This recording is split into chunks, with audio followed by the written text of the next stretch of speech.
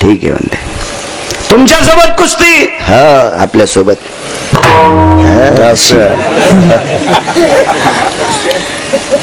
लगेच लंगूट बंद बांधलं. सुरू कुस्ती. जंगनडी पकनडी जंगनडी पकनडी जंगनडी पकनडी. हलकी वाजत असते, पकवत नसतो कुस्ती. हलकी. 27 दिवस 27 रात्र कुस्ती चालू, शकंभर बंद नाही. 28व्या दिवशी पोरीच्या बापाने जावायचे पाय धरले, वाज जावाई म्हणले. आणि 27 दिवस झालं पाणी पित नाही, जेवत नाही, झोपत नाही, दमत नाही, घाम येत नाही, हे माणूसच नाही. पाया पडू द्या म्हणला. एकदा पोरगी दिल्या पाया पडता येणार नाही, तुम्हाला माया पडावं लागेल. सासरा कसा जावायच्या पडून पाय ठेवून टाकली पोरगी. तदेव लग्नं सुदिनं तदेव ताराबलं चंद्रबलं तदेव विद्याबलं दैवबलं तदेव लाभस्ते श्याम जयस्ते श्याम कुतस्ते श्याम पराजय. आपलं चुकलं काय सांगायला देव बापा पुढेच काही ताणच नाही. हे रात्रीच सांगितलं. हो ब्राह्मणाला मंगलाष्टक म्हणून येईल रात्रीच सांगितलं नाही विठ्ठल. इथं शिवजयंतीचं आडगाव कार्यक्रम होता. अगोदर न भेटल्यामुळे पोरांनी उशिरा ठेवला. म्हणून द्यायला पाहिजे. समोर बसलेत म्हणून सांगतो, शेवटचं मंगलाष्टक ब्राह्मणाला म्हणून द्यायला पाहिजे, पहिलं आणि शेवटचं. कारण ते आशीर्वादाचं मंगलाष्टक असते, त्याला वेधीचं मंगलाष्टक म्हणतात शास्त्रात. आणि खरं तर बाकीची मंगलाष्टकच नसावा. कोणी म्हणा पण चांगले म्हणा, उगं काही गौरायचं नाही.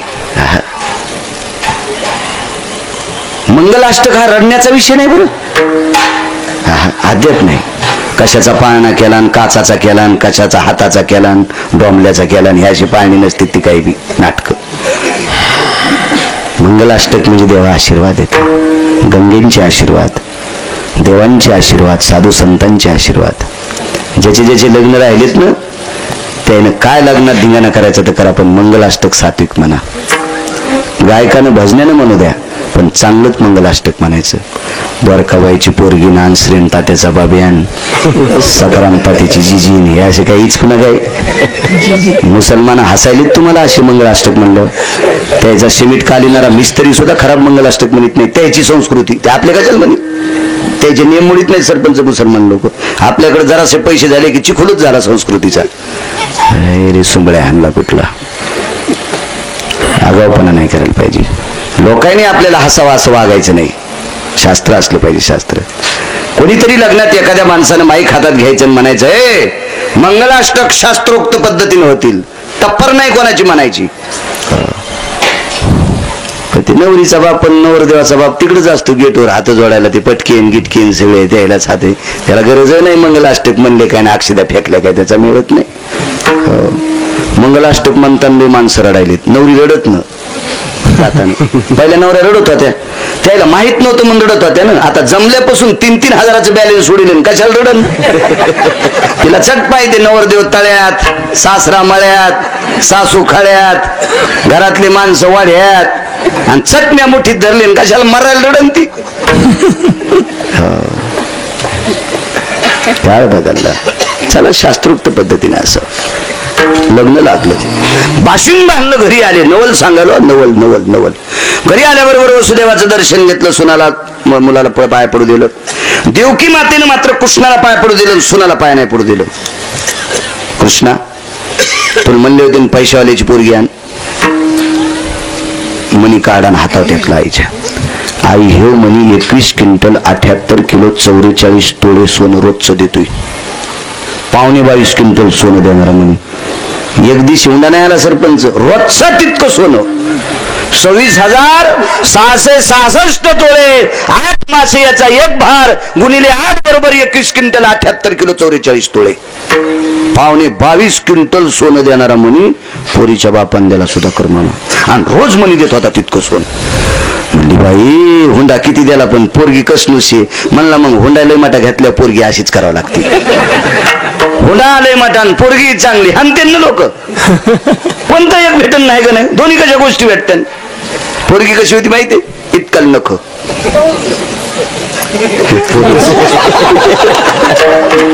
अरे बाप्पा म्हणलं कळतो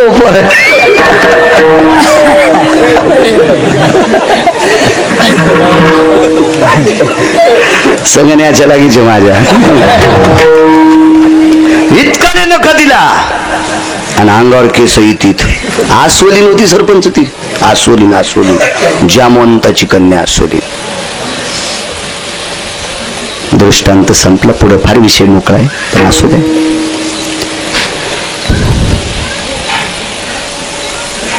मी माझ्या घरचे 11 लाख रुपये देतो. दोन्ही डोळ्यानं आंधळी पोरगी कोण करायला तयार आहे? हातवरी करा. हे बाळा, आंधळी पोरगी बायको करायची तुला मोठं झाल्यावर? नाही म्हणलं ते.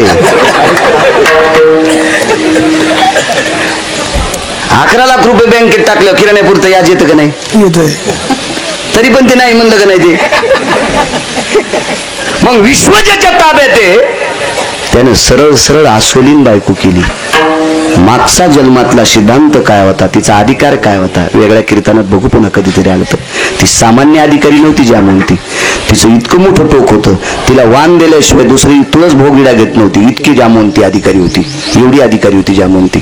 पण मला एकच म्हणायचंय, विश्व ज्याच्या ताब्यात तू जगाचा मालक आहे. कोटी ब्रह्मा हत्या मुख, हजारो सूर्याचं तेज त्याच्या पितांबरात आहे.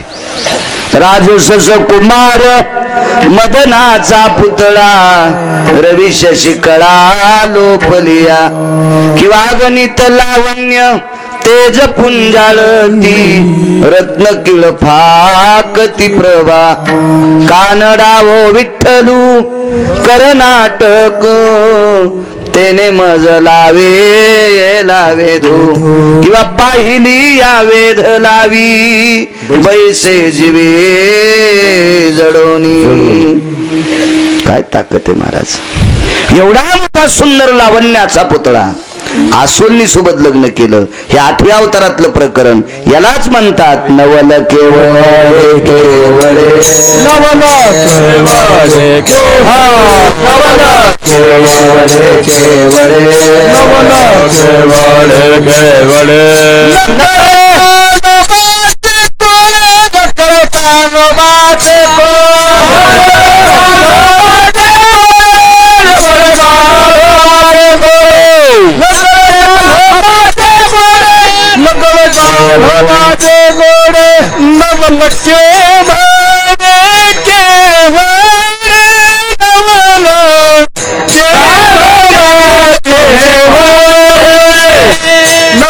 केवळ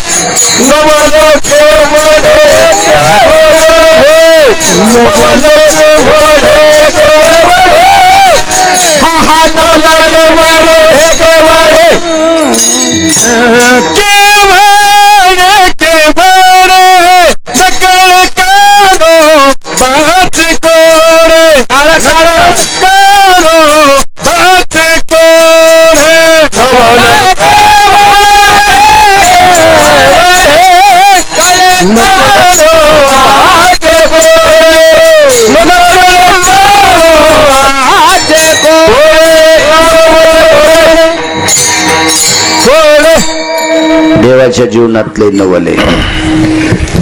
देवाच्या लग्नात पण नवलच झालं. ह्या लग्नातलं एक नवल, दुसऱ्या लग्नातलं नवल पहा, बहिणीच्या लग्नातलं नवल पहा. 1 वाजेपर्यंत जितकी पाळी घालता येईल तितकी घालू आपण, हे का नाही? हो.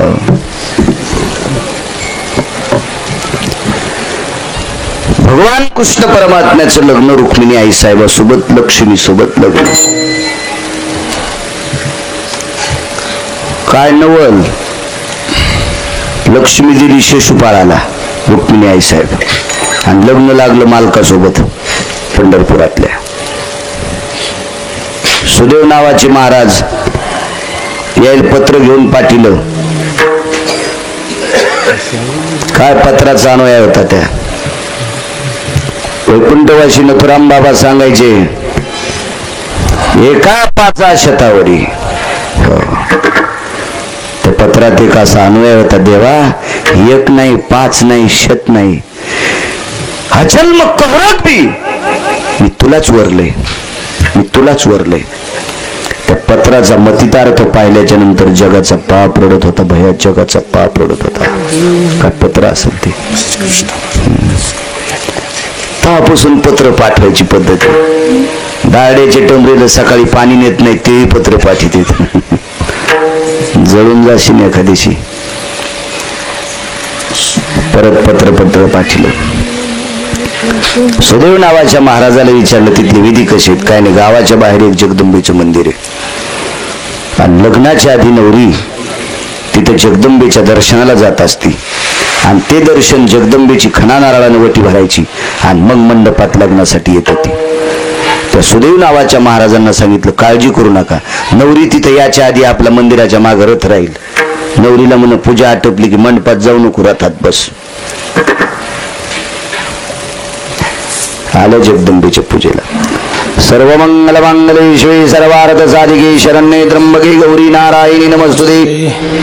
वज्रेश्वरी कामेश्वरी कामप्रिया विमलां सर्वस्थिता चामुण्डा भयस्थितां चण्डविदण्डा भयस्थितेषु हेति अम्बाम्बाय भवस्थिता जगदम्बे सर्वस्थितः पूर्णः पूर्णपूर्ण भवते पूर्णमिद्यानां पूर्णसाराय यद्देवानां पूर्णं जगदाजति जगदेश्वरी सर्वस्थितानां प्रविष्ट पुण्य पुण्यापुयेज यज्जायते सकलस्थितायां यदवदाम्पत्यानायां वधुवरा सर्वस्थितेषु आशिषो भवज्जगदम्बाय नमस्कारं करोमि. त्वादि माया जगदम्बा भवानी कुलस्वामिनी अम्बा. त्वादि माया जगदम्बा भवानी कुलस्वामिनी अम्बा. त्वादि माया जगदम्बा भवानी कुलस्वामिनी अम्बा.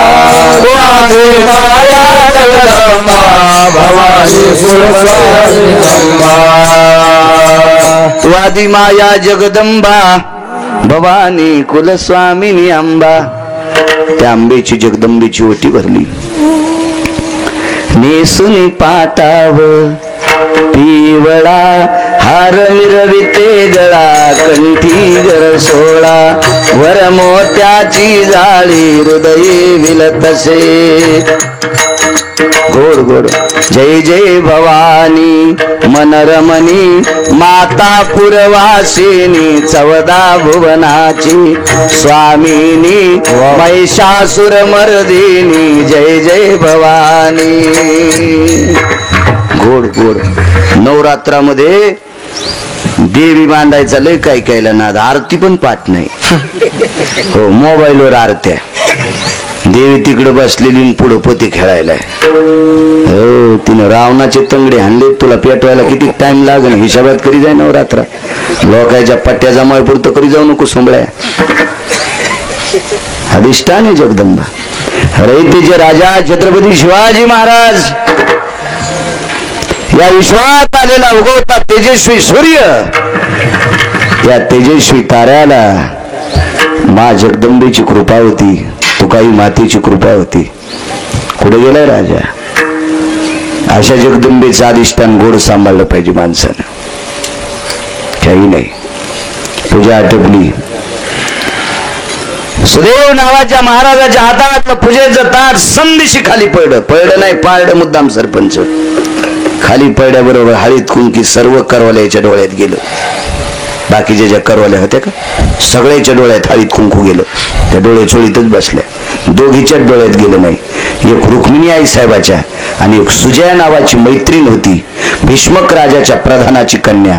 ही मागच्या 7व्या अवतारामधल्या बिभीषणाची मुलगी होती त्रिजटा. काय अनुस्बंध आहे बा. समन किती गोड आहे. मागच्या जन्मात 7व्या अवतारातली बिभीषणाची कन्या त्रिजटा.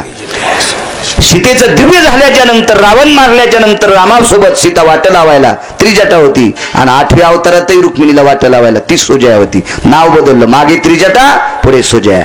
शास्त्र वाचीचा कधी कधी लक्षात येईल तुमच्या. समन किती गोडे बघा. मंदिराला 3 प्रदक्षिणा केल्या, त्या महात्म्याला नमस्कार केला आणि रथात पाय टाकला. त्या सुजयेनं सांगितलं जगाच्या मालकाला, मालक, आई बाप वडील सगळ्या गोष्टी, इष्ट मित्र सजन सखे, रुक्मिणी ताईला वाटायला व्हायला मी एकटीच आहे, आमच्या ताईला सांभाळा. घेऊन गेला आकाश मार्गाला.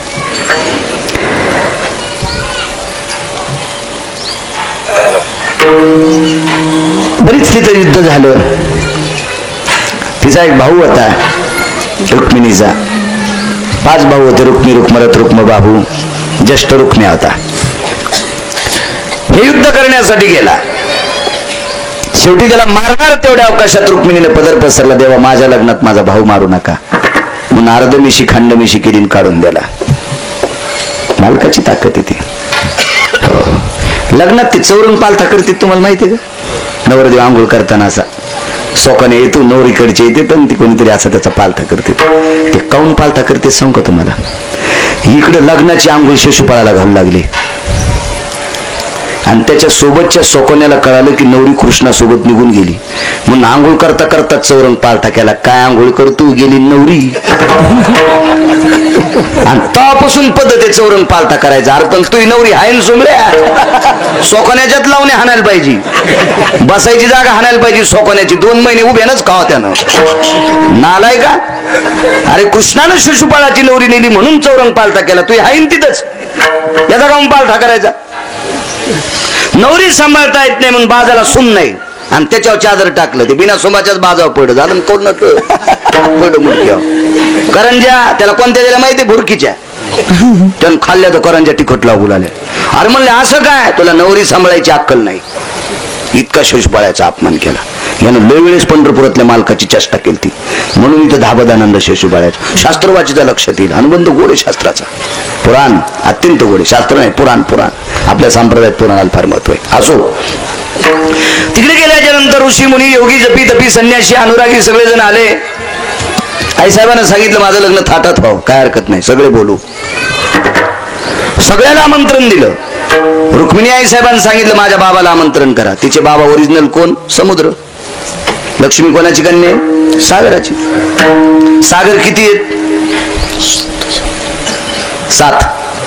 7 समुद्र आहेत. हो, 7ला 7 बोलवा लग्नाला. भगवंतानं सांगितलं कोण नाही म्हणते, लगेच सुवर्णाक्षरातली पत्रिका. गरुडाच्या हातात पत्रिका दिली, आमच्या सासऱ्याला पत्रिका द्या, लग्न आहे म्हणले अमक्या अमक्या वेळेला लग्नाला हजर राहा. आता ती मोठाली माणसं उशिरा कशी येतील, लवकर कशी येतील? लवकर लग्नाला जाणार तुम्ही, आम्ही शेवटच्या मंगलाष्टकाला येणार व्हीआयपीच असते, सगळे त्याच्याकडे पाहतात. व्हीआयपी का येत असते? आखरीच्या मंगलाष्टकाला. मग लग्न नवरदेव नवरी बाहुल्यावर जायच्या अगोदर, म्हणजे तिथं ते अंतरपट धरायच्या अगोदर 7ला 7 सासरे आले, लक्ष्मीचे वडील आले. नवल सांगायला अशी माणसं बसलेली, पण जिकून बायका होत्या का तिकूनच आले. एका बाजूने महिला बसत येत ना, तिकूनच समुद्र आले. तर त्याच्या पलीकडून बँडवाले उभे होते. बँड नव्हते तेव्हा, सुरसनई चौघडा होता. बँड हे रणवाद्य. बँड हे लग्नातलं वाद्य नाहीये. तुम्ही बोकांडीवर घेतलंय ते तुमचा मोठेपणा आहे. तुम्ही काही घेता, त्याला कोण काय करणार आहे? मानकाड मोडलं तरी हरकत नाही, पण तुम्ही घेता. तुम्हाला ती सवय लागली, घरच्याचा इटन शेजाऱ्याचा बांगमीट. पण डीजे बँड हे लग्नातली मंगल वाद्य नाहीच, ते रणवाद्य. खरं तर निवडणुकीच्या सुरुवातीला हे वाजावा, कारण दोघांचे रक्त तापले पाहिजे. पण लग्नात वाजायचं वाद्य नाही. लग्नात फक्त सूर सनई चौघडा वाजत जावा. आजही शहाण्या माणसाच्या लग्नात, श्रीमंत नाहीच कितनी, शहाण्यांच्या लग्नात वऱ्हाड त्या पुढच्या गेट मधून जात असताना समोर एक स्टेज करते आणि त्याच्यावर सूर सनई चौघडा वाजते. मंगल वाद्य, मंगल हे लग्नातलं वाद्य. आपण काही वाजवलं तर जास्त राहायचं तरी काय करायचं त्याला? आपल्याला लोकांना आवडते, संपला विषय.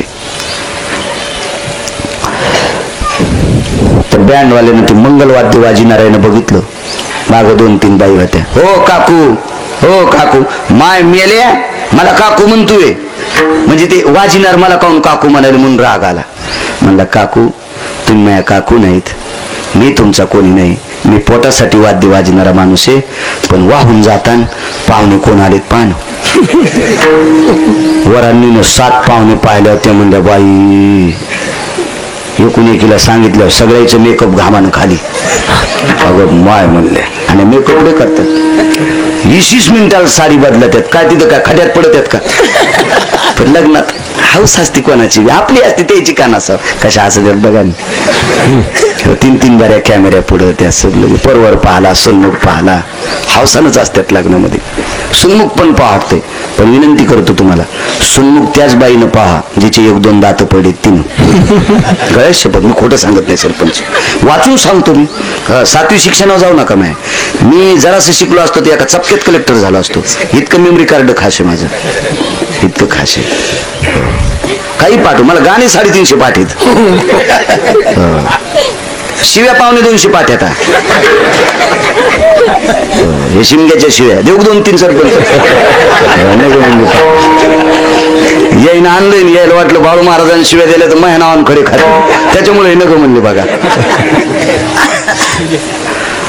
नाही मी देत अजून बायकुल नाही दिल्यात लोकांना कशाला देऊ आणि हानतील लोक मी येणार का शिव्या हो शिवी मेमरी कार्ड पाठ हे गाणे कशातून पाठ झाले माहिती का ट्रॅक्टरवाल्यानं त्याला आवाज मोठा करतात ना त्या आवाजाच्या नादात मुडकच घेऊन कारखान्यात गेलं करा माप काय पप्याच्या माईला तुला मापायचं का आता टाली तर मागं चुलतील तो ते गाण्याच्या नादात कळतच नाही त्या टाली कुठे तुटली म्हणून.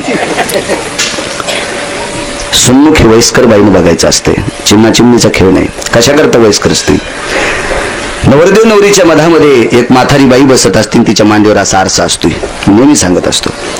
त्या आरशामध्ये मधी चित्र तिचं असते डाव्या बाजूने नवरीचं असते उजव्या बाजूने नवरदेवाचं असते पण नवरदेवाला मधल्या म्हातारीचं चित्र दिसत नाही नवरीच दिसते. ते म्हातारीचं चित्र पाहायला येड आहे का ते कशाला पाहिजे त्या दात पडलेल्या म्हातारीचं चित्र त्याला नवरीच चित्र दिसते. तर ते चित्र काय सांगते सुधारकर मामा पाटील ते म्हातारीचं चित्र नवरदेवाला सांगते बब्या तुला ए बब्या तू हिच्या लय नादी लागू नको हा हिच्या सारखाच मोहपन चेहरा होता काही दिवसाला हिचा चेहरा सुद्धा माझ्या सारखाच होणार आहे तू लय येडेवाणी करू नकोस. सन्मुख पाहणं ते प्रती आपल्या संस्कृतीतले सगळे कार्यक्रम खेळ नाही गोट्या खेळल्यासारखा शास्त्रीय त्याच्या पाठीमागे. वरांनी अशा तारांबळ झाल्या मंडपावाला म्हणलं आपलं मंडप सुट जात रे वाहून बापा काहीच राहत नाही. भगवंतांनी सांगितलं मामान श्री सासरे बुवा थांबा. रुक्मिणी आई साहेब म्हणलं देवा सगळ्या पाहुण्याला मंडपात बसिले आणि माझे बाबा मंडपाच्या बाहेर कसे थांबतील ते का मनानं आलेत का तुम्ही आमंत्रण दिले द्यायला त्याची बसायची व्यवस्था करा. आता मंडपात समुद्र कसे बसतील सरपंच काय नवले सांगू.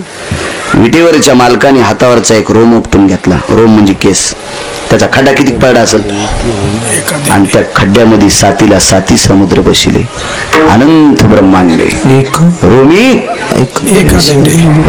एका रोमात सगळी टेंडे सगळी बसले 7 समुद्र एका रोमाच्या खड्ड्यात बसित आहे ते याला नवल केवळे केवळे नवल केवळे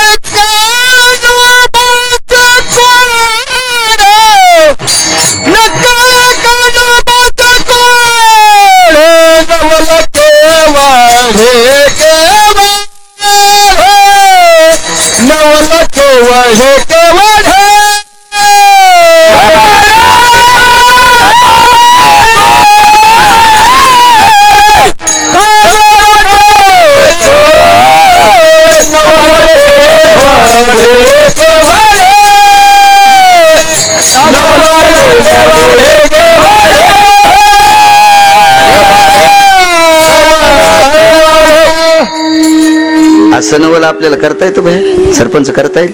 नाही करता येईल. हे त्याच्या जीवनातले नवल आहेत. बघा बहिणीचं लग्न किती गोड झालं.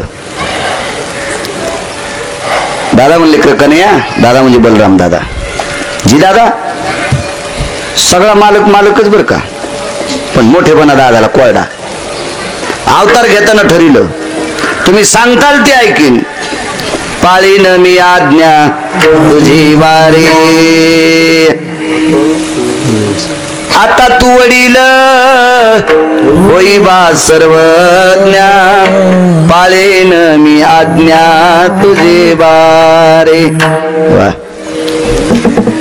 लक्ष्मणजीला सांगितलं लखन तुम्ही पुढच्या अवतारात मोठे व्हा. मागच्या अवतारात लहान झाल्यामुळे तुमची लई बेजारी झाली. आता पुढच्या अवतारात तुम्ही मोठे व्हा, मी लहान होईल आणि तुम्ही सांगावून ते मी ऐकाव. हे फक्त निमतापुरतच ऐकिलं काहीच नाही. याच तर नाव नवले. आणि दादालाही कळू दिलं नाही मग ऐकलं नाही म्हणून. ऐकलं खरंच नाही आणि त्याला कळालं नाही. चर्मन इतका हुशार जगाचा मालक. दादा गेले सोयरिकीला हस्तिनापुरात. त्याचे पाहुणे होते इंद्रप्रस्थला.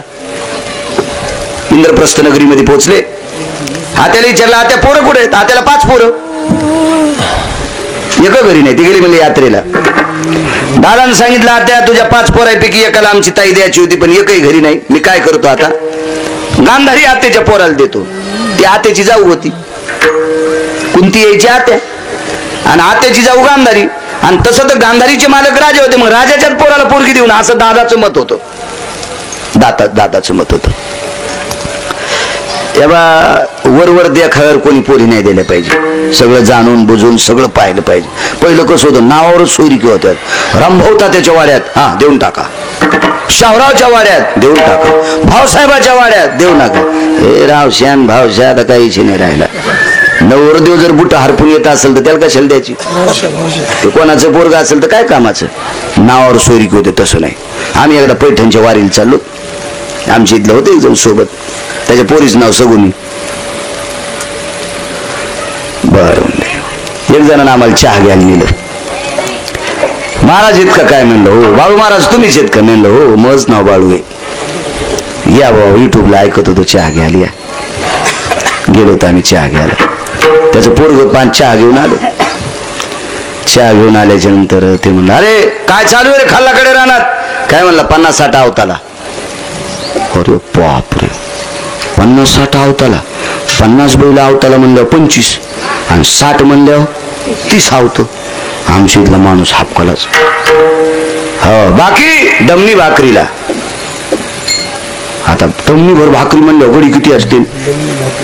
बाकी तमाम मोकळे. तमाम मोकळे म्हणजे 50-60 बैल आवताला, दमनी गाड्याच्या भाकरीला आणि तमाम बैल मोकळे. म्हणजे मोकळे बैल किती त्याचा मिळच नाही. आमच्या इथल्यानं पण पैठणची वारी सोडून दिली. म्हणला आपली पोरगी यायच्या पोराला देऊन टाका. मी म्हणलं गडबड नको करू रे बाबा, असं नका करू. मग ऐका ना, तुम्हाला महाराजाला काय कळत नाही, तुम्ही कीर्तनच करू द्या. तुम्हाला असं म्हणलं हो म्हणतात कधी कधी. एकदा आमच्या मावशीकडे गेलो मी विदर्भात. असंच कीर्तन झालं. गेलो म्हणलं चला मावशीची ते जेव्हा. माय बाळू आला काय हो तू? म्हणलं हो आला. माय कवापासून आला नाही काय नाही. म्हणलं हो मावशी कार्यक्रम चालू आहेत. बरं बरं जेवण कर. म्हणलं हो. मावशीन सुनबाईला शेवायचा भात, असे नरम भजे, बोंड नाही भजे तोंडात टाकले की इकडे तिला असे भजे, शेवायचा भात आणि त्याला वाटीभर तूप, चांगलं दूध. ते शेवायच्या भाताला दूध तूप असलं तरच खावा, नाही तर नदीच्या कडीचा चिखल खावा पण भात नाही. ते तुम्हाला कसं तुम्ही घरचं खाता त्याच्यामुळे तुम्हाला काय कळणार आहे. मी रोज बाहेरचं खातो ना त्याच्यामुळे मला कळते कसं खावा ते. हो त्याशिवाय मजा नसते त्या भाताला. भात असा तोंडात टाकला की आत जाऊ लागला गावरान तू पण. ते आता काय मावशीच्या घरचं म्हणलं तिथे काही कमी असत. आमच्या संचाने विचारलं मावशी तुम्हाला लेकरं म्हणलं खाय ना भात, तुला काय करायचं त्याच्या गाडीत बसल्या सांगतो ना किती माऊस भाऊ आहेत मला तर, तुला काय करायचं त्याच्याहून चट सांगतो गाडीत. फक्त त्याने विचारलेलं आमच्या मावशी म्हणले हो. आता त्याला वाटलं बाहेरचा माणूस विचारायला आणि बाळू विचारित ना. म्हणलं कुठे गेलाय दादा, काय सांगायचं बाळू आता दादाचं. पहिलं त्याला कोणी विचारित नव्हतं. आता 50-50 म्हशी येतात, इतकी मोठी मका पेरलेली आहे, रोज सकाळी दुसर बीडला दूध नेतो, येताना टेम्पो भरून पेंड आणतो, काय पैशाला कमी नाही बापा. आता लग्न कार्याला लोक कॅबिन मध्ये बसून आलेत, पहिला ते अनेक मोकार फिरत होता. मग भजन भात तर बाहेरच आला. आगाऊच तसं ते म्हणलं हा तुम्हाला काय कळत नाही, तुम्ही कीर्तनच करी जा, तुम्हाला काय सोयरिकीचं कळत आहे. नाही दिवा वापस आलं सोयरीक केली आणि त्याच्यात गुडघ्यालाच बाशिंग होतं, त्याला कोणी देईन गेलं. आमच्या इथल्या सगुनी संग लग्न. हा हो आताच आता लय अवघड आहे बाप्पा. आता पोरीचे बाप लय हुशार झाले सरपंच.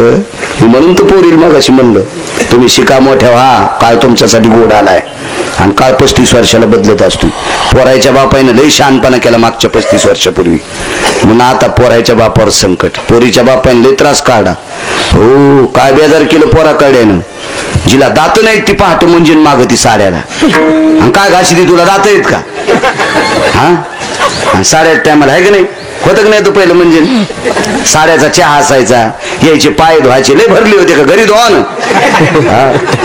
यायला नाहू घालायला कलेवर पाणी इतक्या वाहिवायच्या गावात वासोडीत असतात का. अहो जितकं सरपंच स्वयंपाकाला तितकंच यायला नाव घालायला लागायचं. लय बेजार केलो पोराकडच्या बायानं. हो माझ्या लग्नाला आमच्या गावातली म्हातारी नेली, ती म्हणजे हे नाव घातलं ते ले का तेवढी असं इकडे तिकडे बाटली. ते पाय पडण्याचे पैसे आले ते मला मी दिले, त्याच्यातले 7-8 रुपये ती बारीकची बाटली घेतली प्लॅस्टिकची, आणली दुकानातून, तिला छिद्र पाडून म्हातारीच्या हाताऱ्यात दिलं. तिने भोकाडवरी केलं आणि बुड खाली केलं. हे तेल काय याच्यात, अरे मी म्हणलं डोचकी आहे तिचं गुलूप शाट झालेलं म्हणत भिजला पण तुझ्या हातावर थेंब नाही पडला. येईन पण लग्नात असं झालं नाही माझ्या लग्नात. इतकी येडी म्हातारी मी कशाला नेईन. हे सांगायला तुमचं तुम्हाला रागीन म्हणून नाव घेतलंय. येईन पण लग्नात कोर केला पोराकडे. आता काळ पोरीकडचे चालाय.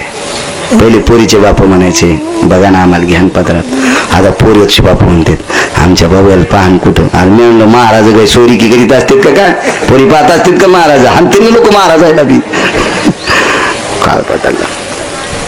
काय सांगू लागलो रे बाबा त्यांच्या गावातली सोयरी हा मोकळे. लय शहाणा आहेस तू बी. आणि मग 7-8 दिवसाला मांडव परत नेली ती पोरगी आली सरपंच. तिचा चेहरा असा सुकलेलाच. मी म्हणलं सगुना बरं आहे का घर. चट मंगळवार झाला. मी म्हणलो काय झालं, नवरा पेणार आहे का. सासरा पेणार, तुम्ही सांगितलं तसं कुठे. 50-60 आवताला तमाम मोकळे डमणी भाकरीला. मी म्हणलो काय, माझ्या सासऱ्याने एका बैलाचं नाव 50 एका बैलाचं नाव 60 ठुलंय. 50-60 आवताला आणि डमणी भर भाकरी कोणाला. आकाशाची डमणी सासूला हौसान डमणी म्हणते मग डमणी भाकरीला. आणि म्हणलं तमाम मोकळे. माझ्या सासूच्या भावानं एक गाय दिली, ती गाय अडून मेली आणि गोरं वाचलं, त्यानं पवळून उडी टाकली. ते हे लंगड त्याचं नाव ठेवलंय तमाम्या. ते गावातच फिरत आहे तमाम मोकळे. अशा सोयरिकी असतात का. दादा गेले म्हणले राजाचे पोर आहेत. दुर्योधनासोबत सोयरीक केली, चर्मन करून टाकली सोयरीक. त्याला काही कमीत नव्हती. देवाकडे काय पैशाला कमी. नाव किती घालायच्या, हिवाई मान किती आहेत. टाइम झाला काय हुशार खटके माणूस माझ्याकडून कसं बोल ना आता. गाव आहे ते 10-5 मिनिटं पुढे सरकत काय ताण घेऊ नका. सोयरिकीची पत्रिका घेऊन आले. सरपंच भगवान श्रीकृष्ण परमात्म्याच्या हातात पत्रिका पडली. पत्रिका वाचल्याच्या नंतर नवरदेवाचं नाव पाहिल्याबरोबर डोळे रडत नव्हते, अंतःकरण रडत होतं. डोळे रडावं तर दादाला राग येईल. दादा विचारतील काय झालं.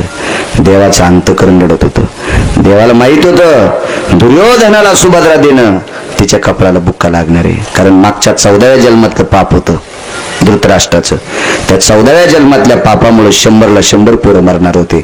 दुर्योधन मरल त्या दिवशी बुक्का सुभद्रेला लागल. ही सोयरीक मोडणं गरजेचं आहे आणि द्यायची होती अर्जुनाला. पण भानगड अशी झाली, सख्या 2 भाऊ एका भावाच्या पोरासंग सोयरीक केली, त्याची मोडीन दुसऱ्याला दिली, असं जमत असतं का बाय? कसं शक्य आहे ते? सख्य भाऊ येत ना ते, किती वितंडवाद होईल, जगू देतील का ते? आणि यायचा तर पहिला 36चा आकडा कौरवाचा आणि पांडवाचा, कसं करायचं? आणि अर्जुनाला तर देऊ केली ती. अर्जुन तीर्थयात्रेला, भगवान लगेच रथात बसले आणि तीर्थयात्रे पुष्कर नावाचं तीर्थ ब्रह्मदेवाचं मंदिर, आता जिथं मंदिर आहे का ब्रह्मदेवाचं ते पुष्कर. आणि या पुष्करला अर्जुनाला सापडला आणि अर्जुनाला सांगितलं, अर्जुना जरा कामीच केलं. काय झालं? सुभद्रेची सोयरीक दादा दुर्योधनासोबत दिली. अहो ती मला दिली म्हणून मी लग्न नाही केलं कोणासोबत, आणि दिली तर आमच्याच घरी दिली का पुन्हा? ऐका ना म्हणले अर्जुना, ऐका जरा ऐका, आमचं पोरगी तुम्हालाच द्यायची. वा रे वा म्हणले, आम्हाला द्यायची. ते जगू देईन का? आमचं आणि त्याचं काही भांडण नसताना ते आम्हाला खाऊ देईन भाकरी, आणि आता त्याला दिलेली बायको आम्हाला दिले होतं ते आम्हाला जित्त फुकीत आहे.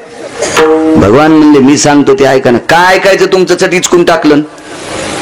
अर्जुना या बाय भगवी लंगुटी आणली, लुंगी, भगवी शाल आणली, तुम्ही भगवी लुंगी घाला आणि या बाय खोट्या जटा आणल्या, खोटी दाढी खोट्या जटा लावा आणि तुम्हाला संन्याशी. वा रे वा, बहीण मला देऊ केली दुसऱ्याला दिली आणि आता संन्याशी झाल्यावर दुसरं कोणी द्यायचं नाही ना. तसं नाही अर्जुना, तुम्ही संन्याशी व्हा ना तात्पुरतं, खरं थोडंच व्हायचंय, खोटा संन्याशी व्हायचंय आणि तुम्हाला द्वारकेत यायचे. काय काय शिकवायचं पंढरपुरातल्या मालकांनी शिकलो. नवला शेवटचं नवल मात्र, आता शेवटचं असे लय 2500 नवलं येतं. कोरं काय करता तुम्ही? पुढचा सप्ताह येऊच तर बी चलत आहे. मेमरी कार्डात डाटा आहे तितकं काय ताण घेऊ नका. गोड मेमरी कार्ड दिले सरपंच, लय गोड पाठवते सगळं. बर असं मंदिर रामचंद्र बाबासारखं, त्या मंदिराच्या पुढे झाडाच्या पुढे झाडाला वट्टान त्या वट्ट्यावर अर्जुन महाराज बसले. खोटं महाराज, दाढी डुप्लिकेट, जटा डुप्लिकेट, लंगुटी गिंगुटी सगळे असं, आणि खोटे महाराज लय मस्त दिसते.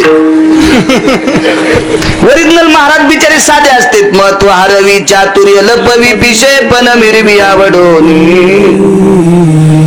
हो, आपण जर आळंदी पंढरपूरला गर्द्यात गेलो ना तर आपल्या बाजूला महाराज असेल पण किसा कापणार असेल. तो महाराज लय भारी, त्याचा बुका भारीचा, त्याचा गंध असा तिरपट निरपट नसतो, असं वाटतं कायच भारी वार करीन, आणि नंतर कळत अरे त्यानं चपका हाणला. हो, रावण कसा महाराज होता? खोटा का चांगला? वाईट. खोटा चांगला? खोटा महाराज होता, खोटा. पण सीताई साहेब फसले का नाही? खोट्याला फसते माणूस. भोंदू जाऊ आला सुना नाही गाव, अज्ञानी लोकाची तिकडेच धाव. बुवा रंगानं दिसतो बगळा, याचा पंथ चलय असे वेगळा. देवाच्या नावाखाली मठासाठी पटी, जमलेल्या पटीवर झाले हातभटी. लेकराला स्वप्नी झाली वैदाची दोरी, दारूची शिशी आणलंय आहे चोरी.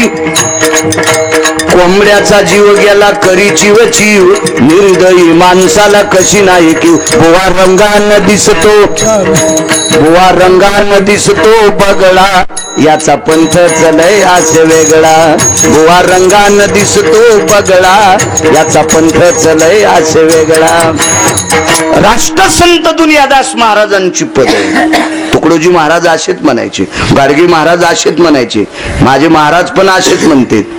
ऐसे कैसे झाले भोंदू, कर्म करुणी मनते साधू.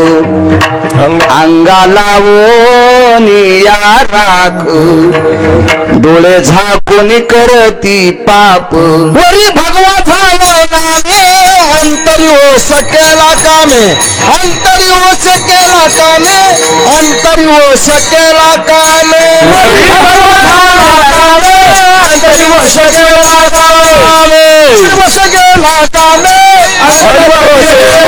रामचंद्रांचा आग्रह होता, मर्यादा पुरुषोत्तम प्रभू रामचंद्रांचा आग्रह होता. या म्हणे या या. सूर्यवंशातले राजे महाराज एक आले आणि त्या महाराजांना सांगितलं, तुमच्या योगाने आमच्याकडे भगवान सूर्यनारायण जेवायला येतील. ठीक आहे म्हणजे, काय हरकत नाही, स्वयंपाक करा. स्वयंपाक सुरुवात झाली. कौशल्या माता, सुमित्रा माता, आदी करून काही मंत्री, महामंत्री, सुमंत्री, प्यादे, गुमास्ते, स्तुतीपाठक यांच्या सगळ्यांच्या बायका एकत्रित आल्या आणि स्वयंपाकाला सुरुवात झाली. कोणी कोळपाट आणलंय, कोणी काठोट आणली. का त्यावेळेला काठोटी होत्या ना, आता काठोटी इकल्या आणि पराती घेतल्या. म्हणून पोरायच्या लग्नात पण पराती वाजायल्या, धातडांग धातडांग. अशाच ज्याच्या लग्नात परात पालती त्याचा संसार उलथा. काय काय काय म्हणजे एवढी पाश्चिमात्य संस्कृती डोक्यावर घेतली. हा परमार्थाचा विकास नाही, हा हे नालायकपणाचा कळत झालाय. स्वयंपाक सुरू झाला. 11:30 वाजले. रांगोळ्या काढायला सुरुवात झाली. पाटं लावली, चौरंग लावली, ताटाला बसायला पाटं लावली, रांगोळ्या काढल्या, उदबत्त्या लावल्या,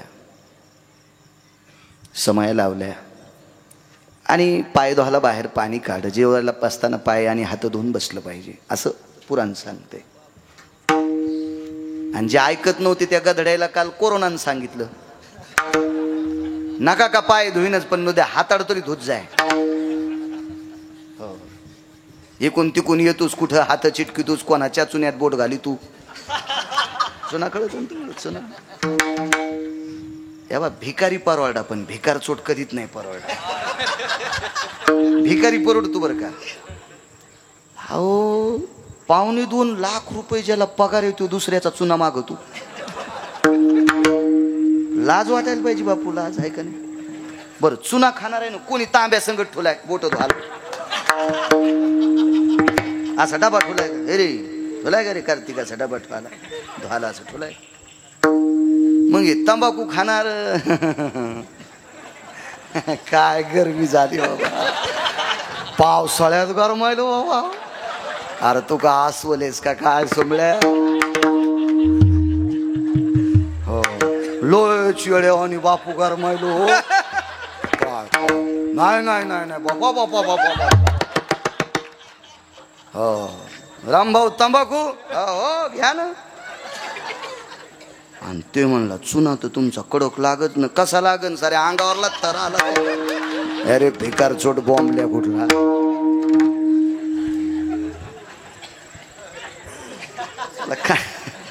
काय सांगू लागलो. हात धुवायचं शिकिलं, कोरोनानं शिकिलं. स्वच्छ राहा, नीट राहा, पाय धुवा, अमकं करा तमकं करा. पाय धुवायला पाणी काढलंय.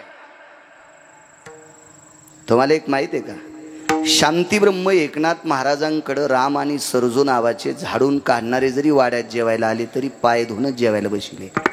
ते बी सोने बावणीया चंदनाच्या पाटावर. कारण त्यांना माहित होतं नाथांची परंपरा आहे, संप्रदायाचा नियम आहे आपल्या. ते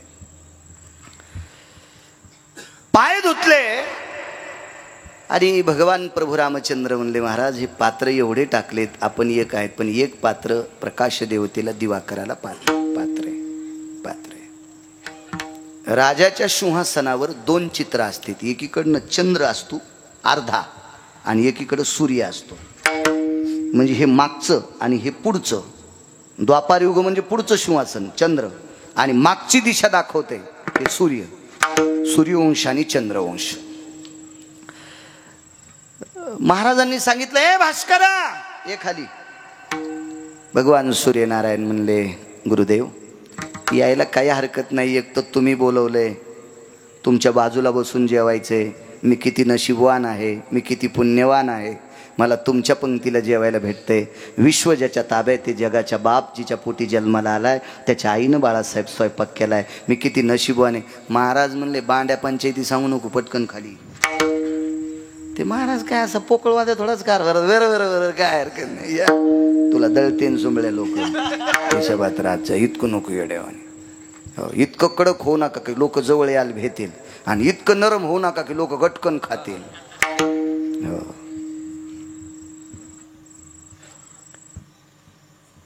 हे खाले अर्ध्यात आला असं. गुरुदेव काही पंचायती लावू नको, मुकडे खाली येऊन पाय धुवून जेवायला बस.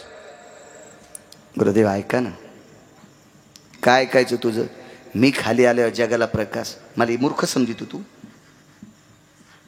आता 12 वाजायले तर दुपारचे 12, आणि 12 वाजता तुला खाली बोलून जर जगाला अंधार पाडला तर मला साधू कोण म्हणीन रे? आम्ही काय गोट्या खेळणार महाराज वाटलो का तुला? मी काय भजनात तंबाखू खाणार वाटलो का तुला? चालू असा महाराज आहे कर मी? हा, भागवताची इंटरव्हेल करतो, स्टेजच्या मागे जाऊन बिडीवडी तू मंडपच पेटला.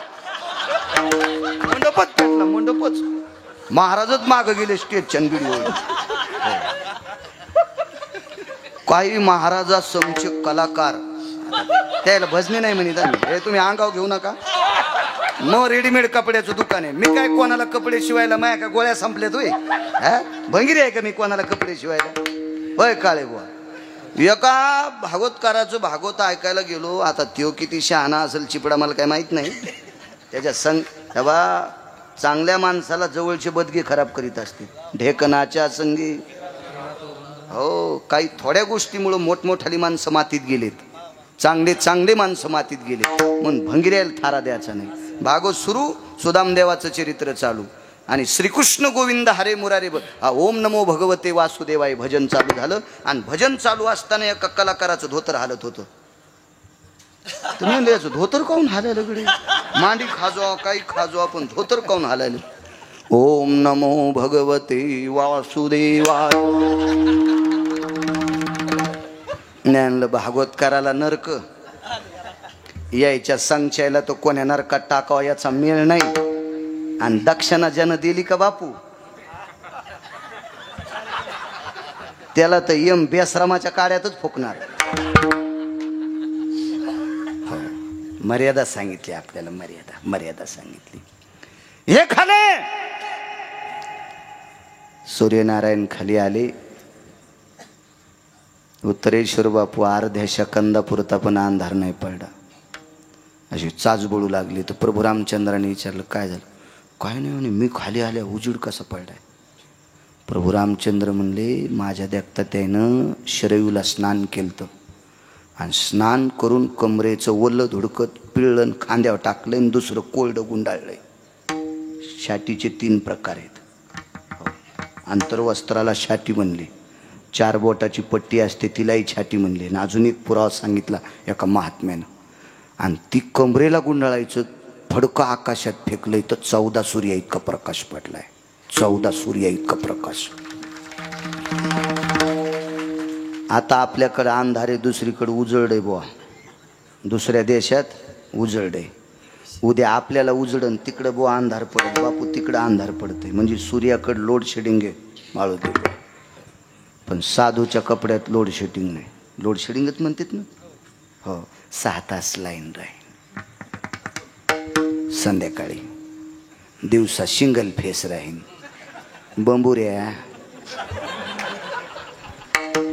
तू हे लेकर, तू असा शेतकऱ्याला फसवायला का? तू हे लेकर तू हे झोपीत अंगुठी घेतीन. बंबुऱ्या झोपीत अंगुठी घेतीन. झोपीत तू हे नालाय का?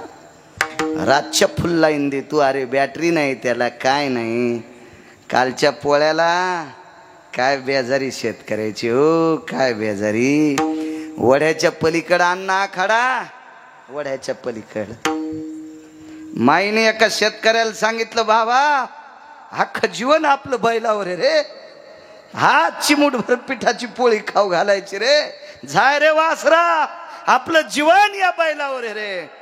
दोरी फेकली पलीकड, पळसाच्या झाडाला दोरी बांधली, आणि अलीकून दोरीला धडून बाळासाहेब उपरण्यात पोळीचा तुकडा बांधला, आणि बैलाला चारून शेतकरी आला. कळतं काय वरच्या लोकांना त्याचे काय हाल आहेत? आणि त्याला रातच्या लाईट देता?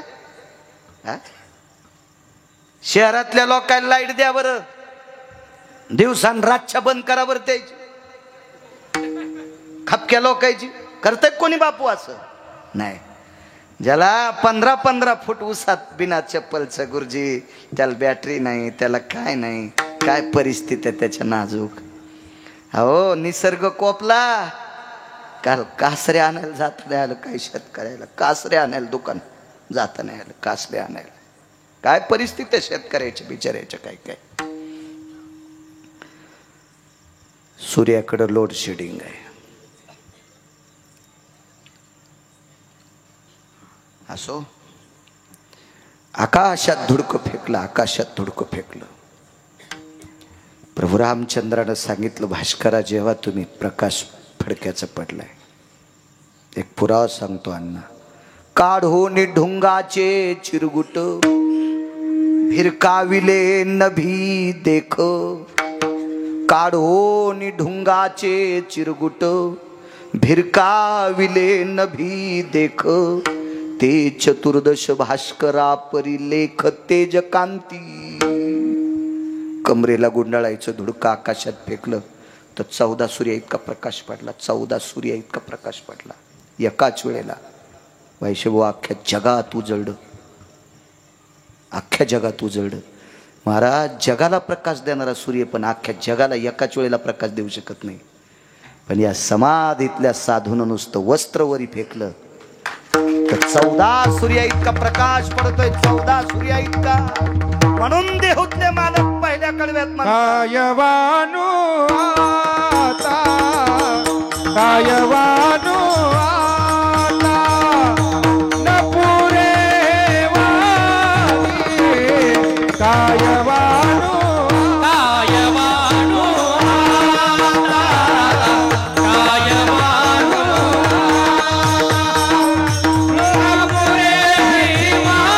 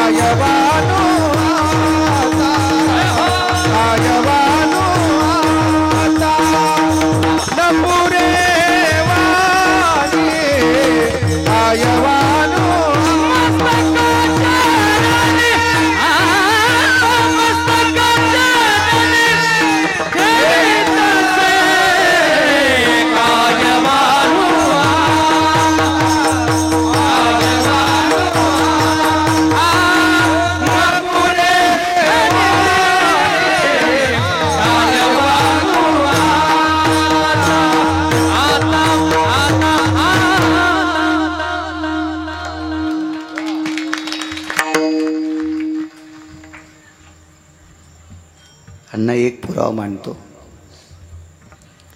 एका वारकऱ्याकडे 5-4 वारकरी आले. धन्यकुमार बुवा, 5-4 वारकरी आले.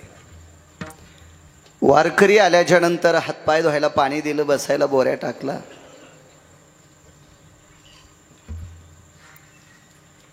आणि मुख्य घरातली मालक आपल्या पत्नीला आणि मुलाला सांगतात,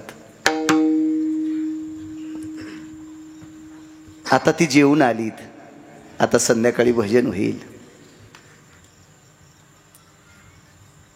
काय काय त्यांना जेवायला काय करायचं उद्याच्याला. मुलगा हुशार होता.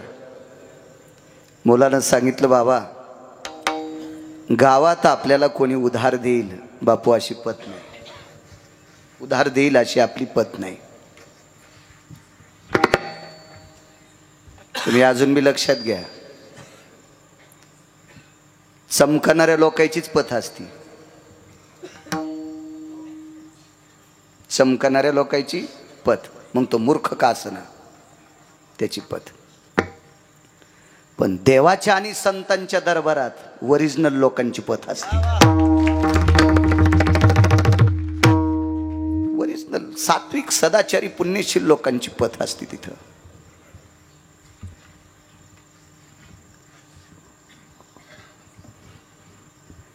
काय पुण्यवान लोक असते, लोक काय काय नशीबवान माणसं.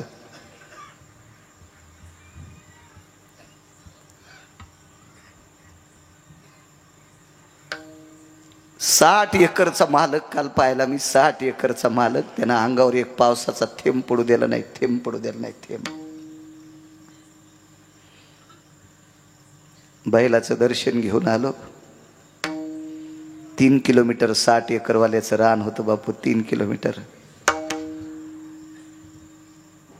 3 गडी, 3 किलोमीटरहून बैल बनेलीवर घेऊन मालकाच्या घरी पोळा करायला. बनेलीवरच मालकाच्या घरी जेवले, बनेलीवरच.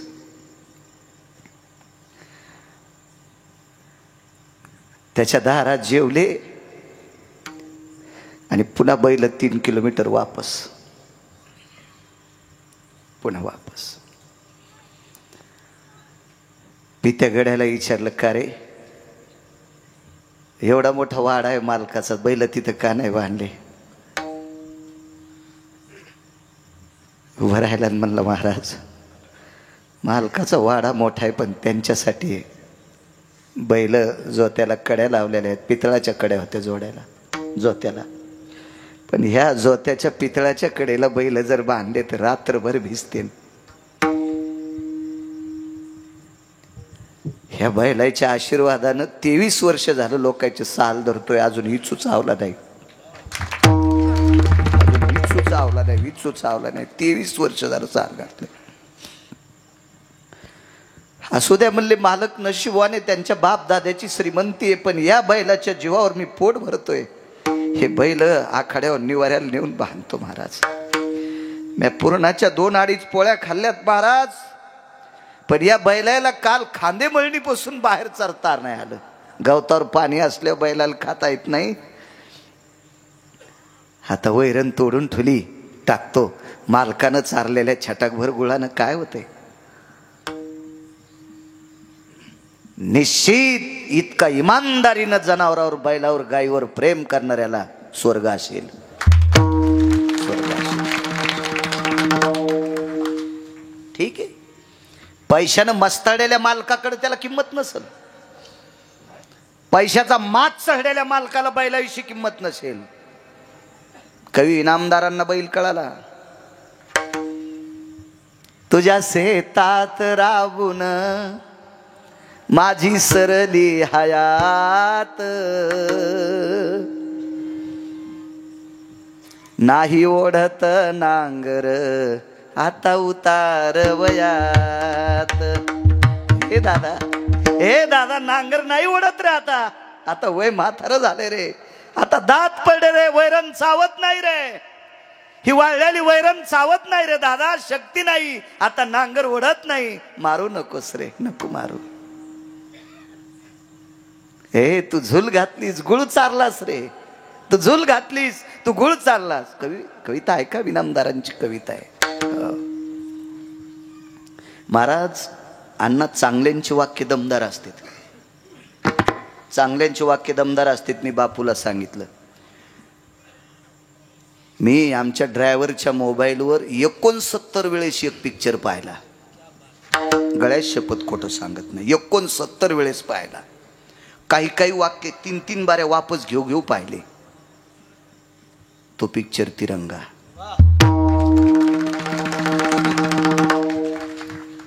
त्या पिक्चरमध्ये नटसम्राट किंवा फिल्मी सृष्टीतले 2 राजे पाहिले. 2 राजे, राजकुमार आणि नाना पाटेकरजी. राजकुमारजी आणि नाना पाटेकरजी. हे नाना पाटेकरजी त्या पिक्चरमध्ये एका स्त्रीला जरी बोलले तरी दर्जेदारच बोलले. काय देशाविषयी वाक्य, म्हणजे सिनेमातले पण काही लोकांची वाक्य दर्जेदार. कलगीतुऱ्यातलं एक वाक्य मी पाहिलं. माझ्या लहानपणी एक पुस्तक आलं तर जवळ्याला इकायला लोकनाट्यात. लोकनाट्य पाहायला पैसेच नव्हते, आणि पाहाचं ओक सुरू झाल्यावर पडदेवरी करीत होते. पहाट तेव्हा नाचणार बाया तिथं नसत्यात, आणि ते कधी मधी ओक पाहण्यात आले. ओक तर त्याच्यात एक पुस्तक पाहिलं होतं आसारामबा. तर वाक्य किती दर्जेदार असतात त्याच्यातले सुद्धा. मधुर मिलन आज लाभला, मधुर मिलन आज लाभला, सुगंध सोन्याला, लावणी भुलली अभंगाला, लावणी भुलली अभंगाला. मला कवितेहून सांगायचं, जर सिनेमातलं काही वाक्य दर्जेदार असतील, शान तिरंगा मेरी जान तिरंगा, मी संप्रदायाला गालबोट लागला असं नाही वागणार. तुमची माफी मागून तितकं घेतलंय.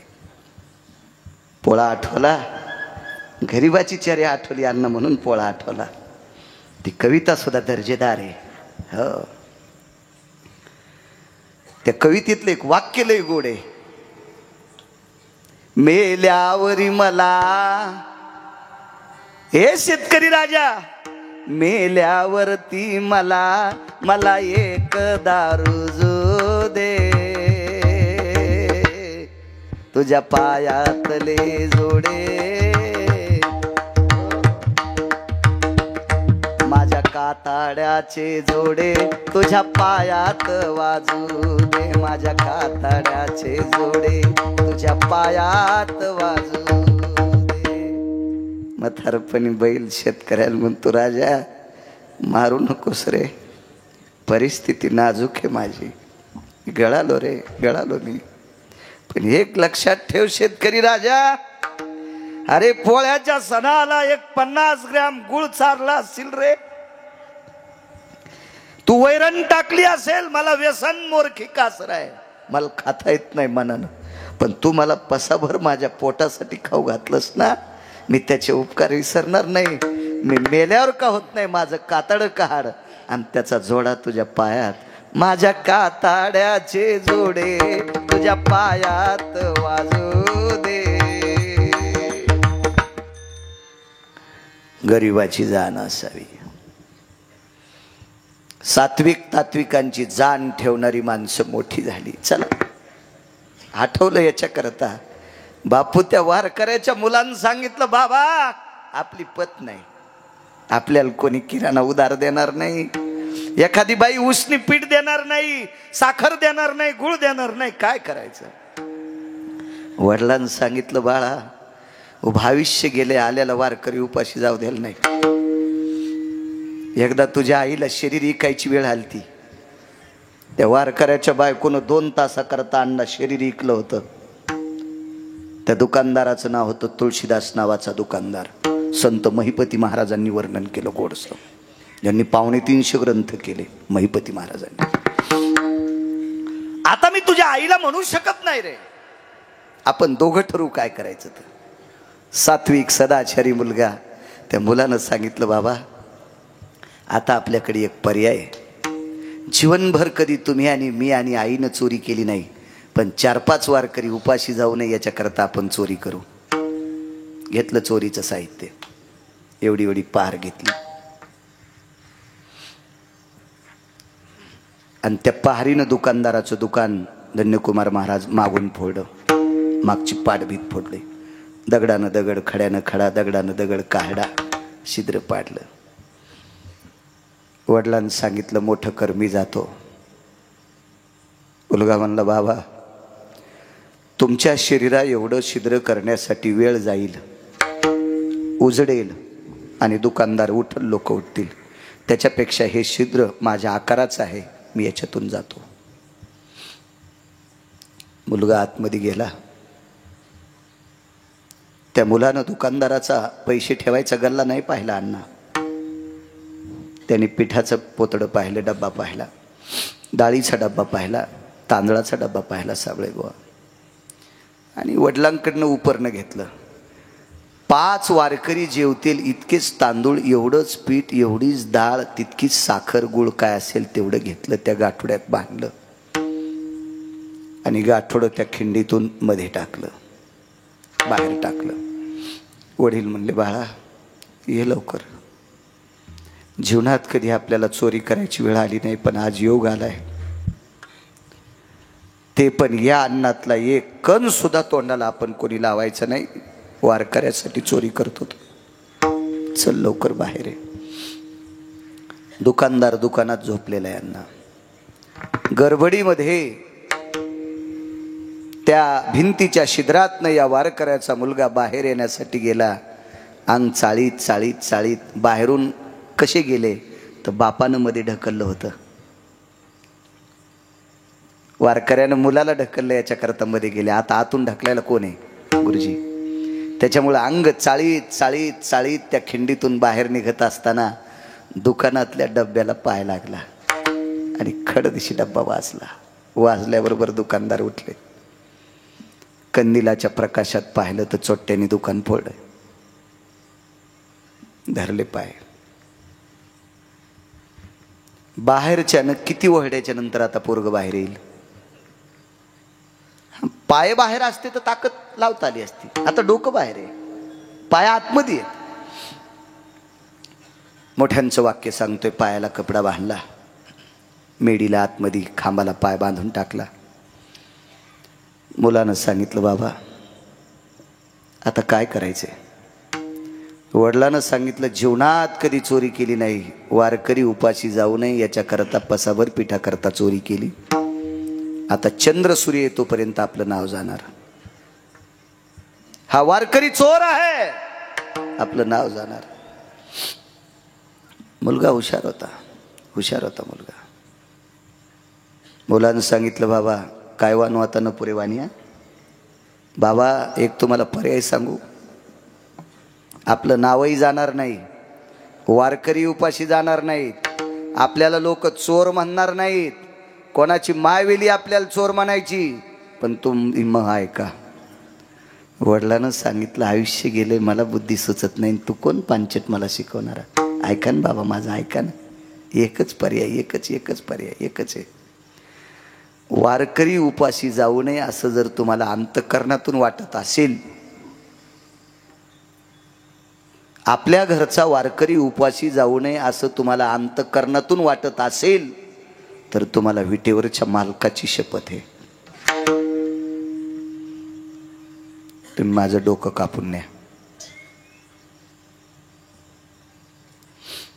वडिलांना सांगितलं तुझं डोकं कापून नेल्यावर काय होईल.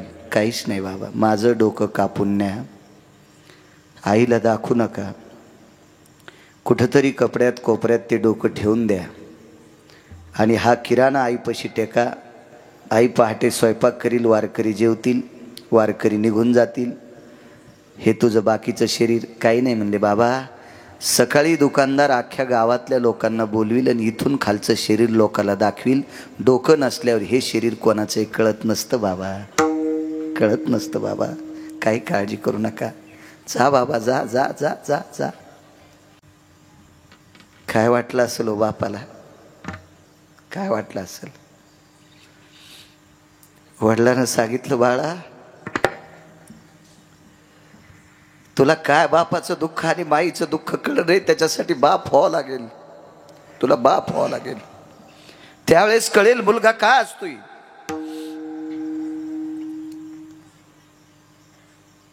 मुलानं सांगितलं बाबा आतापर्यंत जसं कळतंय तसं तुमचं वैराग्याचं टोक पाहत आलो, वैराग्य पाहत आलो.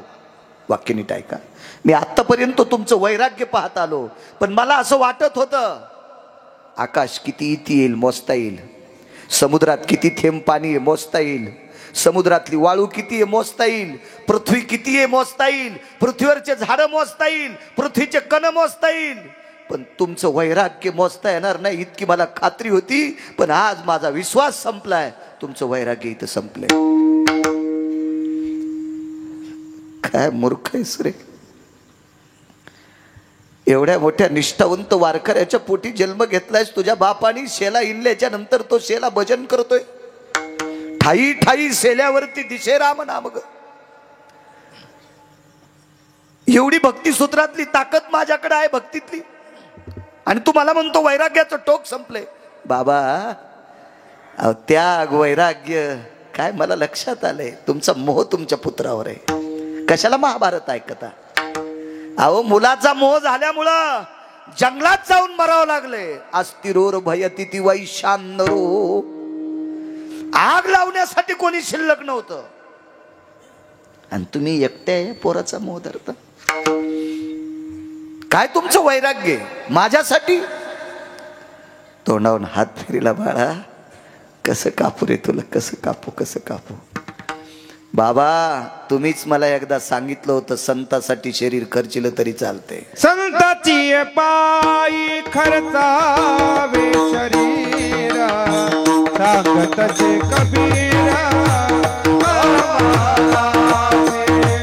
सांगतचे कबीरा.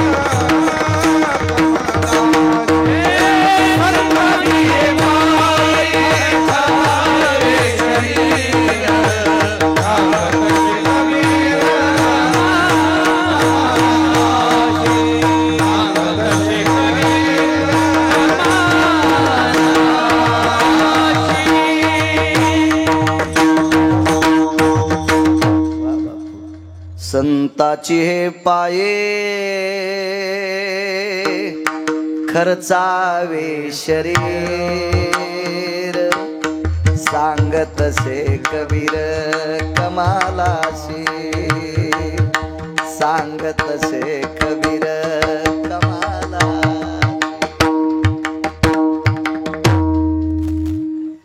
बाबा संतांकरता आपलं शरीर जरी गेलं तरी चालतंय असं तुमचं वाक्य बाबा। मग हे तुमच्या पोटी जन्माला आणार तुमचं पुत्ररत्न संतांकरता मरतंय, हे लोकांसाठी वाक्य आहे का तुमचं? हे दुसऱ्या करता अभंग आहे का तुमचा? बाळा हा उपदेश तुझ्या करता आहे, पण मी बाप आहे, कसं डोकं कापू? अंतःकरणावर दगड ठेवा, डोळे झाका, डोकं कापून घ्या. कापून घेतलं डोकं. घरी नेलं, एका कोपऱ्यात ठेवलं. आईने विचारलं, मालक कमाल कुठे? येईल पाठीमागून. आज ती माय होती. या विश्वात सगळ्या प्रेमाचं टोक सापडल, पण संतांच्या माईच्या प्रेमाचं टोक आतापर्यंत नाही कोणाला सापडलं. नाही सापडलं कोणाला. आनंद आश्रमाचे एक संन्यासी होते अण्णा. त्या संन्याशीची आई मृत्यू पावली. आईच्या अंत्यविधी करता, वेगात सांगतो, आईच्या अंत्यविधी करता ते संन्यासी आले. संन्याशानं आईच्या जळत्या प्रेताला 5 प्रदक्षिणा केल्या. आईचं पार्थिव पाहायला नाही भेटलं, तोपर्यंत पेटून दिलत. जळत्या पार्थिवाला, त्या शरीराला, त्या चितेला 5 प्रदक्षिणा केल्या आणि पूर्वेकडे तोंड करून आईचं स्मरण केलं. माय, तुझ्यासारख्या पवित्र रानावनात काट्या कुट्यात काम करणाऱ्या शेतकऱ्याच्या माऊलीच्या पोटी जन्म घेतलाय. तुझी कुस किती पवित्र आहे. आनंद आखाड्याचा संन्यासी झालोय. जाता अगं या जगात फक्त दूध पेताना तुझं स्तन पाहलंय. काय वाक्य मशानभूमीतलं. माय, लहानपणी तुझ्या मांडीवर माझ्या तोंडावर तू पदर टाकला, त्यावेळेला या पोटाची खळगी भरण्यासाठी लहानपणी तुझं वक्षस्थळ मी पाहिलं. माय, त्याच्यानंतर जगातल्या प्रत्येक स्त्रीला तुझ्यापेक्षा कोटी दर्जानं पाहिलं ग. माय, लहानपणी तू जन्म दिलास म्हणून तुझं एकदा वक्षस्थळ पाहिलं पितानं. याच्यानंतर जगातल्या पदर पडलेल्या स्त्रीकडे कधी पाहत नव्हतो. इतकं गोड जगलो. आणि इतकं जर गोड जगला असेल आणि तुझ्या पोटी मी जन्म घेतलाय, किती पुण्य तुझं माझ्या पाठीमागे. जाता जाता मला दर्शन दे एकदा. देन मा एकदा दर्शन दे. दे दर्शन. जळत्या चितेतून हात बाहेर आला.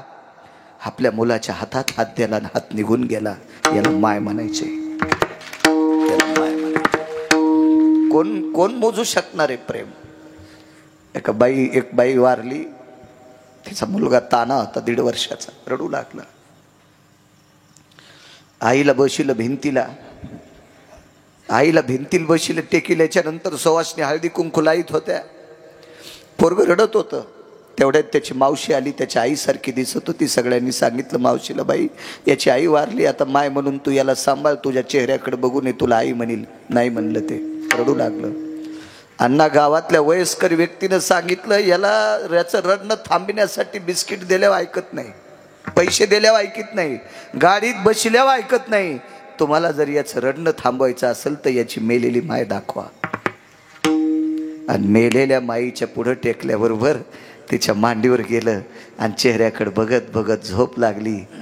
माधव महाराज मगर सांगायचे, मेलेल्या माईच्या डोळ्यातून जे वात्सल्य मिळते का, ते जगातल्या कोण्या स्त्रीकून भेटणार नाही. मेल्यावर सुद्धा तिच्या डोळ्यातून वात्सल्य मिळालं. मांडीवर झोपले. आई येते. आई विचारलं, धनी कमाल कुठे? येईल तो येईल. जागून काढली रात्र. पहाटे स्नान केलं, पीठ भिजवलं. बाईनं मालक पूजा करत असताना विचारलं, धनी एक बोलू? समोर ठेवलेल्या जगन्निवासाची शपथ आहे, कल्याण कुठे? डोळे मोठाले केले आणि बायकोला सांगितलं त्या कपड्यात गुंडाळून ठेवलाय, त्या कपड्यात गुंडाळून ठेवलाय. पीठ भिजवलं होतं आयुष्य बुवा, धन्यकुमार बुवा. हात धुतला आणि ते कपडा उकलायला गेली, त्याच्यातून रक्त बाहेर दिसलं आणि मुलाचा चेहरा दिसला. छातीवर हात टाकून हंबरडा फोडणार. वारकऱ्यानं सांगितलं तू रडली की वारकरी उपाशी जाते. वारकरी उपाशी जाऊ नये याच्याकरता पोरानं डोकं कापायला सांगितलंय. वारकरी उपाशी जाऊ नये म्हणून बापानं पोराचं डोकं कापलंय. आणि तू जर आता ओरडशील तर वारकरी उपाशी जातील. अश्रू वाटून टाकले आणि डोळ्यातल्या दुःख अश्रूला सांगितलं बाळानो, आतापर्यंत सुखाचे अश्रू पाहिलेच नाही, सुखाचे अश्रू पाहिलेत नाही. आणि या दुःखाच्या अश्रूमुळे जर वारकरी उपाशी जात असतील तर निष्ठावंत वारकऱ्याची शपथ हे दुःख अश्रूला डोळे रडता कामा नये. आणि भजन करीत करीत स्वयंपाक केला. दुकानदार फार हुशार होता. डोकं कापलेल्या शरीराला सुळावर दिलं. देत असतात का सुळावर? मेलेल्या माणसाला सुळावर काय द्यायचं? डोकंच नाही, सुळावर दिलं. ही वारकरी जेवली. चौकातून जात असताना चौकात सुळ लावला, सुळाव दिलंय. आणि वारकरी रस्त्यानं चालली होती. त्या वारकऱ्यानं विचार केला, काय या नगरीचा राजा मूर्ख आहे, प्रेताला सुळाव दिलं, काय मूर्ख आहे राजा, काय मूर्ख आहे. वारकरी म्हणत होते बुवा, म्हणत होते, तेवढ्या अवकाशात डोकं नसलेल्या कबीराचा कमाल नावाचा मुलगा बेबीला सूळ लावलाय. आणि त्या 5 वारकऱ्याला पाहून हात जोडले, तर हात जोडले. हात. कबीर रस्ता दाखवत होते गावाच्या बाहेर. एका वारकऱ्यानं खांदा दाबला. संत कबीर जी, पोरग कोणाचे? नाही, मला काय माहित नाही म्हणले. आपल्याला काय माहिती, डोकंच नाही, त्याच्याकरता काय ओळखायला येईल? डोकं जर असतं तर गावातलं लेकरू असतं, मी ओळखलं असतं. लेकरू याच्यानं कळतंय शरीराहून, आपल्याला काय माहित नाही. खांदा दाबणारा अण्णा जगाचा बाप होता, विटेवरचा मालक होता कबीर. बाळ कोणाचे मला माहित नाही. खांदा दाबून जवळ घेतलं, हृदयाशी घेतलं, मानावर मान टाकली, कानात एकच विचारलं, कबीर याच्यासाठी भजन केलंय? खोटं बोलता? चला वारकरी बाबा, गावाच्या बाहेर गेल्यावर सांगतो. सांगा ना इथंच, मुलगा माझा आहे. तुमच्या जेवणाची अवस्था नव्हती, याच्याकरता चोरी करायला गेलो, चोरी पकडली. समाजात नाव जाऊ नये याच्याकरता डोकं त्यानंच कापायला लावलं. मुलगा जिवंत केला असेल, हा भाग सोडून द्या. महाराज, विटेवरच्या मालकाला आपलंसं करून कापलेलं डोकं असताना पुन्हा चेतन करण्याची क्षमता ज्याच्यात आहे त्याला कबीर म्हणतात.